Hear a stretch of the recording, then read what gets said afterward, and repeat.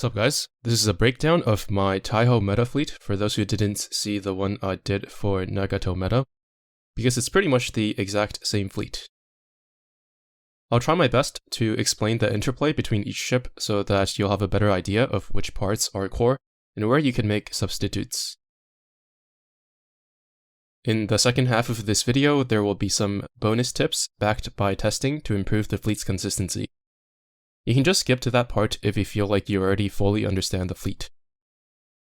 First of all, Shinano and Amagi are simply the strongest ships in the game against any heavy armor boss, so they're the core part of the fleet in order to provide maximum damage.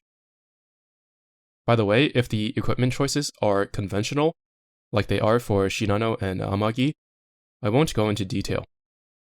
Please refer to the in-depth equipment guides, which I'll link in the description, if you want to learn why I'm using those planes specifically on Shinano and Amagi.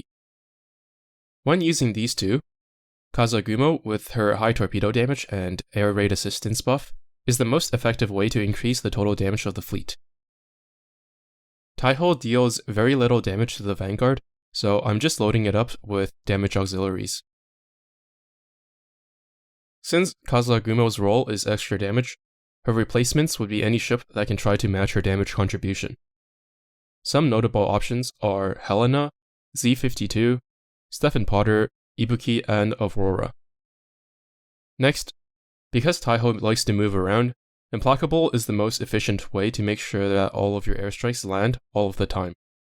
If you don't have Implacable, you can try setting up your airstrikes with a slow instead, using Arc Royal or Nakimov, or you can use Haku in the third slot for maximum damage and bring a slow in your Vanguard instead, like Eldritch Retrofit or A-Gear. None will be as consistent as Implacable though. Also, you can use Formidable or AVP if you want, but they will not deal as much damage as Arc Royal, and their routes don't last long enough to guarantee everything lands anyway. In Implacable's fighter slot, I have given her a Flapjack despite having LA9, which is conventionally the go-to option against a heavy armor boss. This is because Taihou sends planes that can reveal your main fleet if you don't care to use any anti-air at all, which can significantly reduce the damage of especially the final airstrike. For the last two ships in the Vanguard, I'm just trying to maximize damage. Unzen deals the most damage of all Vanguards on auto against heavy armor by a pretty significant margin, and Mogador increases her consistency significantly as well. Notice that I'm using the Rainbow Mag Torps on Unzen, despite being quite vocal about them being worse than quad mags, and the reason is because they're the only torpedoes with a long enough cooldown for what I'm after. When used as the main tank, Mogador's stab attack drags the entire Vanguard with her. Not nose to nose like Mogador herself is, but at least close enough to the enemy that torps will never fire off into the ether. The Rainbow Mags are the only torpedoes slow enough that their cooldown lines up with Mogador's lunge attack. This is the only way to make sure that Unzen never misses her torps due to the Vanguard being way too far up or down on the field.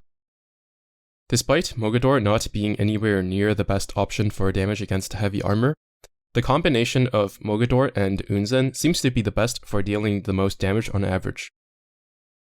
As for the reason I'm using one Oxytorp and one Black Torp on Unzen, this is because Oxytorp gives reload and using two of them would result in worse timing. As for Mogador, nothing is really out of the ordinary equipment-wise, as her stab timing is not changed by her equipment at all. I believe that should have covered the basics of the fleet. Now I'll get into the bonus tips for further refinement and consistency. First, let's fix the little mistakes with the fleet. I'm pretty sure that Unzen has better performance in the middle position as opposed to the rear, because it helps her land her preloaded torpedoes.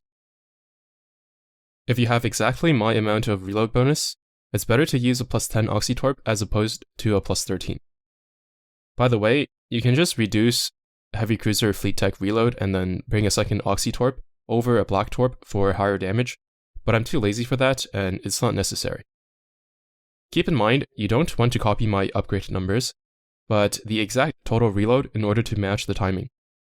If your Unzen is not oathed, that is not an issue as you don't want the maximum amount of reload. Having less Fleet Tech reload bonus is fine too, just use Oxytorps to compensate. Next is the augment for Shinano. She has no intercepting planes, meaning she can only activate the bow's aviation bonus after she launches an airstrike, but at that point the bonus is not applied to the airstrike, so it has no advantage over the scepter. By bringing the scepter instead, which gives a few points of evasion, she has an easier time staying concealed, as the concealment gauge scales off evasion. Next, Mogador doesn't need 2 defensive auxiliaries to survive. You can give her whatever firepower boosting auxiliary you want for more damage, or bring accuracy auxiliaries so that she misses her stab attack less often. Okay, now let's talk about the primary concern. It is the case that Pancake alone isn't quite enough to guarantee concealment in every battle. I put the Rainbow AA on both Mogador and Unzen for a start, and did 13 runs to see how bad the leakage was. 13 was the number of runs because I wasn't counting, and I wanted to make sure I got at least 10 runs. In the 13 runs, only Shinano alone was revealed before the final airstrike, one time on run number 4. It may look like Amagi was also spotted, but she actually got off her airstrike before being revealed. In all of the other 12 runs, none of the carriers were in danger of being spotted. All 13 runs are uploaded to my test footage channel, which I'll include in the description. Anyway, there is some room for improvement, although the rate of being revealed is almost non-existent already. To be honest, I don't think using better anti-air guns on the Vanguard will make any difference. If the goal is concealment 100% of the time, your Vanguard will always find a way to move themselves away from being able to shoot down the planes at some point. But the solution isn't to add more fighters either. Looking at the run where Shinano actually gets spotted, I noticed that Shinano was not yet spotted at the point where Amagi launched her airstrike. Therefore, instead of adding more anti-air, I believe the best solution is to just make Shinano's airstrike faster to get her airstrike off before the planes reach the main fleet, which would result in much less of a damage loss than just slapping on more and more fighters until it works. By giving Shinano a Sayun in the first slot, she is able to get off her airstrike comfortably before she is in danger of being revealed. I will leave a link to 5 full runs until the end with this change that shows there is pretty much no chance of being revealed now. Of course, this is given my exact reload numbers, so if your reload bonus is not close to mine, maybe using a beacon would lead to better results, or you can try experimenting with more Sayuns as well. And here is the final result after all of the little optimizations. I also went back to STAAGs on the Vanguard since concealment is not an issue if your airstrikes are fast enough.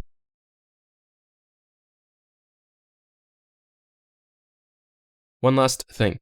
It seems like even a +10 Oxy is a bit too much reload for my Unzen, especially if the Vanguard is far away when Mogador lunges, so perhaps a lower upgraded one like +8 would be better. In the end, not getting a one-shot is still possible if Mogador misses like 5 stabs in the fight, leading to severely diminished damage from all torpedoes, but it should be even more rare than against Nagato meta. Alright, that's it for this video. Thanks for watching, and see you in the next one.